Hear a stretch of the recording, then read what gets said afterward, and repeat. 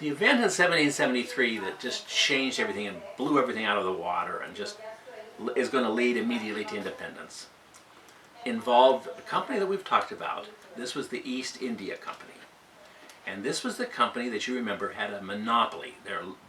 By law, they were the only British company that could trade with Asia. So they've got the whole Asian trade and all the market there in their monopoly control.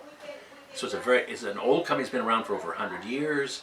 It's a very powerful company. It's very rich. A lot of its stockholders are major players in England, and probably several members of Parliament were main stockholders in the East India Company. And it's just been there forever. It doesn't have anything to do with America because we don't import any Asian goods, such as tea. We don't import them from the East India Company. We smuggle them from the Dutch West Indies. So the East India Company doesn't have anything to do with America. But in 1773, the company screws up. It's a very badly managed company. A lot of times monopolies are, since they don't have to worry about competition, they don't run themselves very well. They don't care about if they're being efficient or doing a good job of business. And the East India Company was really a mess. They screwed up. They didn't even know how much tea they were importing from Asia. I think most of the English plantations were in what is now the modern nation of Sri Lanka, an island off the coast of India. I think that's where most British tea plantations were located, but whatever it is, the English company, the East India Company, they didn't even keep track of how much tea they were buying from the plantations in Sri Lanka. Just screwed up. Normally they imported a certain amount of tea from Asia and they sold it to the English market. I mean, they sort of knew year after year how much tea English consumers would normally consume in a normal year. And so they had a normal amount of tea that they would import. But in 1773, they screwed up and they imported about twice as much as normal. So they've got a lot more tea than they can normally sell to English consumers. So they've got a whole bunch of tea sitting around in warehouses that they've paid for, and incidentally, when they bring it into England, they pay a tax on it. England has all sorts of taxes on imports, tariffs from Asia, and so they paid their standard tariff on tea when they imported it into England. And now, they paid all that money to get it, and they pay taxes on it, and it's sitting in warehouses, and they're not going to be able to sell it to English consumers. Conceivably, they could lower the price and get more people to drink tea, but you don't know how much you can expand the market just by lowering the price, and then you're going to start losing money on the deal. So this is a big problem. And so people started in England, started kicking around, well, what can we do with all this tea? How can we enable the East India Company to get rid of this tea that they've got stashed away in warehouses and don't know how they're going to sell it? And somebody said, well, you know what? What about America? Americans drink tea. They just smuggle it in. Why don't we convince Americans to drink the legal tea from the East India Company instead of smuggling it as they usually do? So they started thinking, well, how can we get them to do that? Well, an obvious answer is to sell it at a lower price. If you could sell tea that was coming from the East India Company, legal tea, that cost less than the smuggled tea, then the Americans would buy the legal tea. So they're thinking, well, how can we do this? Well, if you looked at how Americans were getting tea, and they were smuggling it in, but smuggling was a really inefficient business. There were a lot of people that made money as middlemen. There were all kinds of agents and wholesalers and dealers and other in-between people that bought and sold tea, and they just made money on it, and all it does is jack up the price to the consumer. And so there's a lot of people making money off of all that smuggled tea, and the consumers are paying for it. I mean, they have to pay a higher price because all these other people are there making money off of them. So people in England came up with the idea, why don't we sell the legal tea directly to consumers. Let's cut out all of these middlemen, all of these other people in America who are involved in the smuggling business, many of them indirectly, many of them really have nothing to do with it. All they do is they buy the tea from somebody and then they turn around and sell it to somebody else at a profit. And there's all kinds of people making money off of it. Let's just circumvent all of those middlemen in the tea smuggling business. Let's enable the East India Company to negotiate deals with specified agents in America. They'll go to every town and find somebody there that they will designate as their partner, and then that person will be able to import the tea directly from the East India Company and sell it directly to the consumers. By cutting out all those middlemen, we can lower the price of tea so that the legal tea will cost less than the smuggled tea. And then what we can do is, now the company, remember, has paid the tax on it. They already paid a tariff when they imported the tea. What we will do, when that tea leaves England, it's going to be sold, taken out of the warehouses and sent across the Atlantic. When it leaves England, we will reimburse the company with the taxes that they'd already paid on it. And then, when the tea is landed in America, we will collect the remaining Townsend duty on it. So it's like we're going to give them back the money and then take it away when it gets to America. But we'll be collecting the Townsend duty, which has been on the books but not an issue, for now, what, 7 years, 5 years, whatever it is. And so that way, we won't get any money that we don't already have. This is not going to actually produce more revenue for the Royal Treasury, because they've already got the money. They're going to give it back and then they're going to collect it again. So that's going to be a wash. For the company, it's the same thing. It's going to be a wash. They paid the tax, they're going to get it back, and then they pay it to the Royal Treasury. But that tax will be added to the price. And the American consumers will be paying the tax, even though, even with the tax, it's still going to cost less than the smuggled tea. So what we'll do is, first of all, we're going to bail the East India Company out of its mess. We're going to enable them to dispose of this tea that they screwed up and imported by mistake from Asia. And second, we're going to undo all of these smugglers who make money as middlemen dealing in smuggled tea. We can put a real kink into the illegal activity that's been going on in America forever, and we haven't been able to stop. We'll be able to stop it just by taking away their company, their business. And the third thing is, Americans will be buying the tea, they will be paying the tax.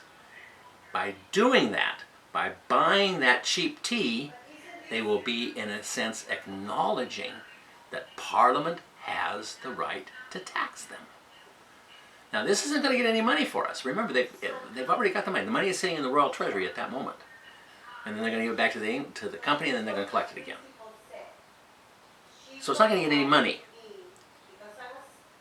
But it's the principle. It's what it's always been. This tea has always been an issue not of actual money.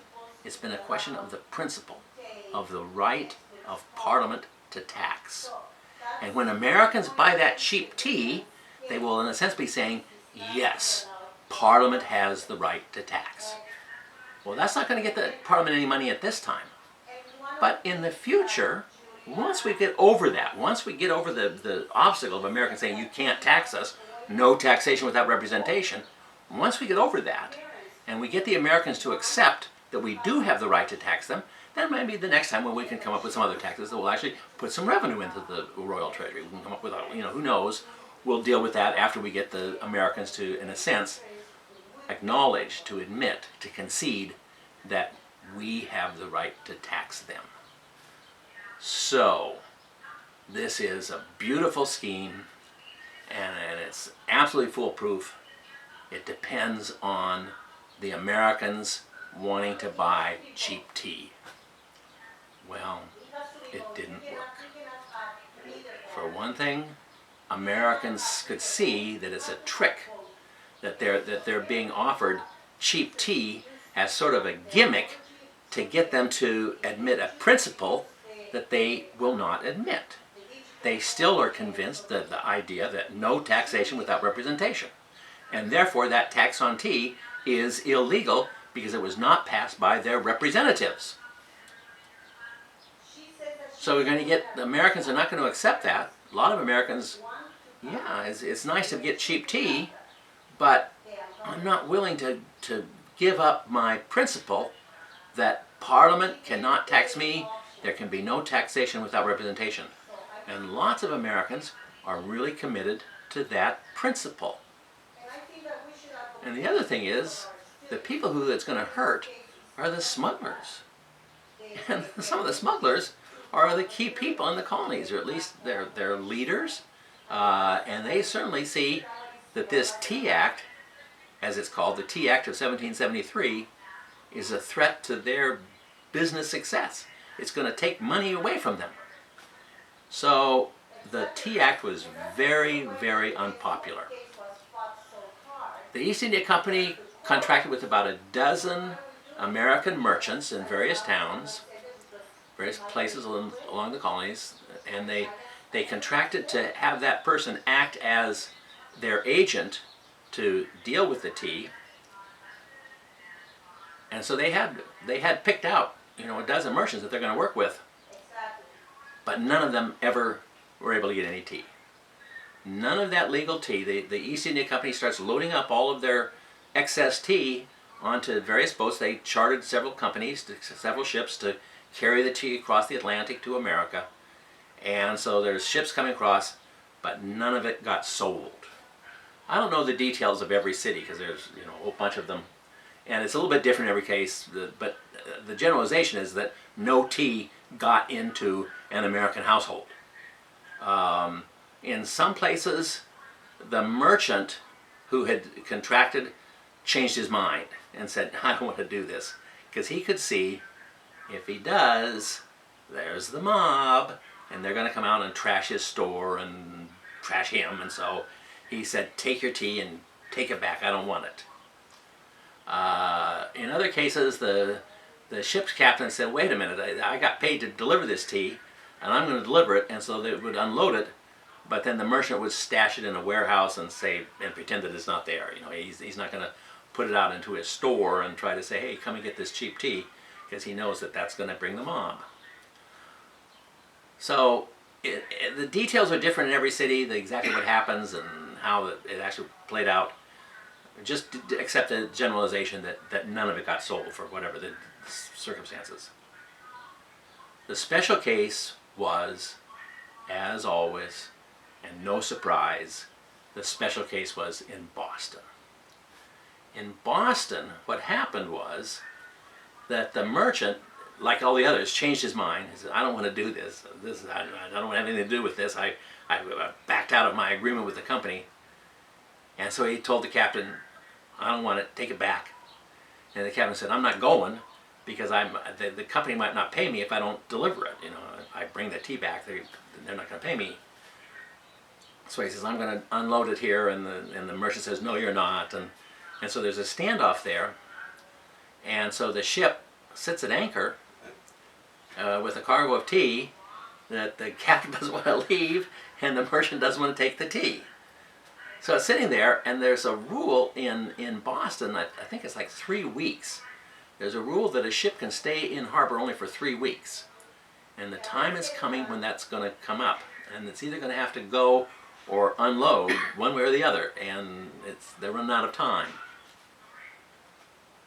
On the night of December 16th, 1773, a mob of Americans came down to where the ship was docked. And they'd been organized by Sam Adams and some of these other radicals in Boston. There's some of these leaders that are really far ahead of most Americans. They're wanting independence. And he's organized mobs, and he's Sam Adams and other people are really close to the mobs. And they've got, it's some of them are smugglers, because it's the smugglers who really care about this. It's going to hurt them financially if this thing goes through.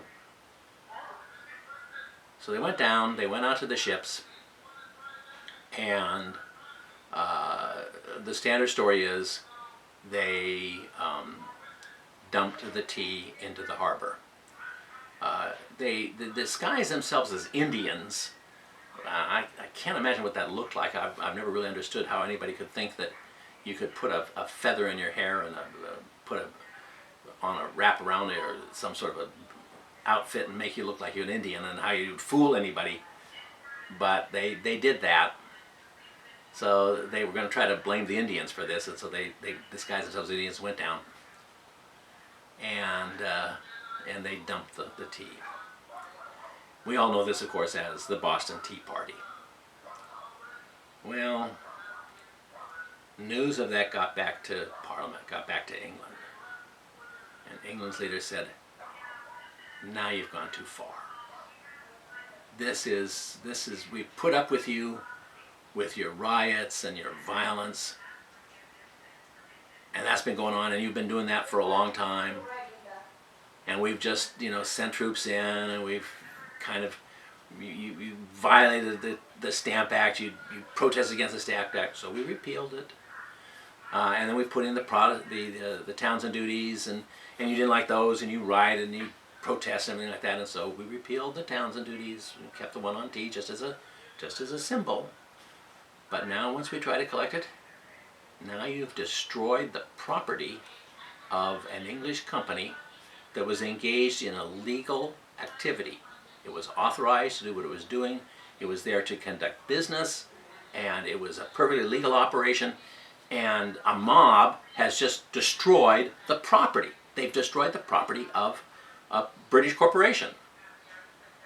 These Americans, they keep talking about property rights. I mean, this idea that taxes are an invasion of our property rights, and so Americans talk about property rights, life, liberty, and property, and yet they don't hesitate to go in and destroy property of an English company. So Parliament says, we're not going to take this. No more Mr. Nice Guy. Now we're going to crack down. And they're going to crack down on Boston, because that's where it's been the worst. There's been no place where the law was enforced. No place did the law actually go into effect. But the most serious violation was in Boston. So they passed a series of laws called the Coercive Acts. The Coercive Acts. 4 acts passed in 1774. And I won't go into all 4 of them, but they're all designed to punish Boston one way or another. One of the things they did was they cut off all trade of Boston Harbor. They shut down Boston Harbor for all intents and purposes. Well, economically, Boston depended on its trade, on the harbor activities. So that's going to be a serious economic blow to Boston. Probably the most serious thing, though, was they shut down the Massachusetts Assembly. They eliminated local self-government in Massachusetts. At the colonial level with the Assembly, and towns and counties and so forth, which had other local governments, they were all dissolved, all shut down. Well, this is now at the heart of what Americans say is one of their basic elements of their liberty. Their right to govern themselves through assemblies that they elect themselves. Those are their governments, they're their decisions, and England has now taken it away. So of all of the things that England is doing, the worst was to shut down Massachusetts government. Something else came along at that time, and I'll have to take a little break here, and then we'll talk about that.